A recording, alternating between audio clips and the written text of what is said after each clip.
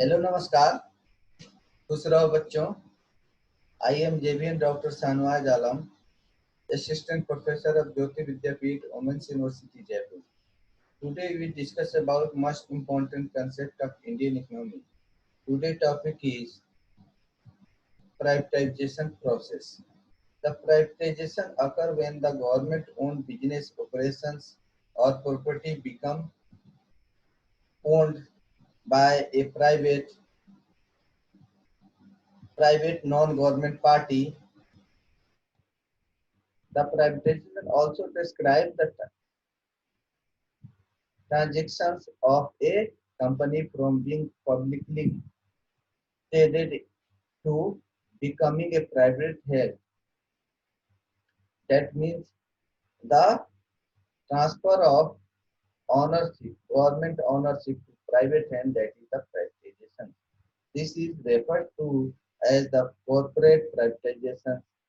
Experience revealed that the two essential requisites must be placed if the policy to promote the private sector participation in ports to be implemented successfully.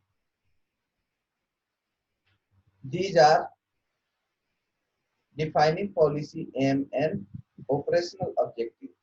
The desire to involve the private sector in the management and provision in the ports infrastructure served by the promoted by the recognition that government regulations and process are not always conducive to efficient operation and commercial activity.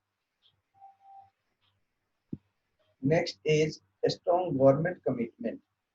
There must be a strong commitment by the government to proceed with the exercise.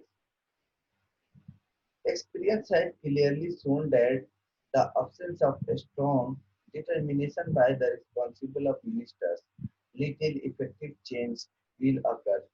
One way of the demonstrating this commitment is by putting the place of appropriate legislative, regularly and institutional framework. In many countries, this requires extensive change and late drafting, but care and consideration taken, this stage will remove a chain future frustration, future difficulties and disappointment. The private sector must be assured that their commitment and investment are being reshaped and shaped and guided. Next, institutional upgradation, private sector participation in the management and position for port infrastructures and service is still in the early stage for many of the countries in Asia and Pacific. It is not surprising, therefore, the public sector experience is limited and virtually everything that has been done is unprecedented. Next, labor reform. Labor cannot be moved in any move toward the commercializations or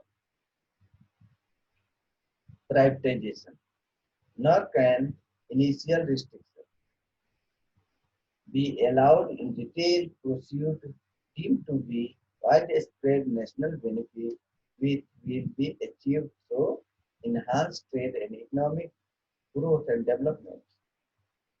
Waterfront of labor has traditionally been militant worldwide in protecting its own interests.